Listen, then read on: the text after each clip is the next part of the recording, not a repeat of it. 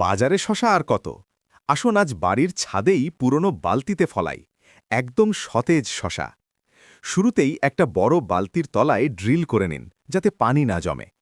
আর মাটির পাওয়ার বাড়াতে কলার খোসা আর সবজির উচ্ছিষ্ট কুচি করে মাটির সাথে মিশিয়ে দিন।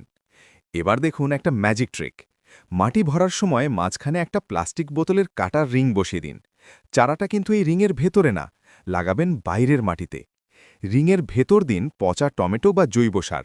ব্যাস, এটাই গাছের গোড়ায় সরাসরি ভিটামিন যোগাবে। গাছ বড় হলে বাঁশ আর তার দিয়ে মাচা বানিয়ে দিন, যাতে সে মন খুলে বাড়তে পারে। ফুল আসলে রিংয়ের ভেতর আবার কিছু সবজির খোসা দিন।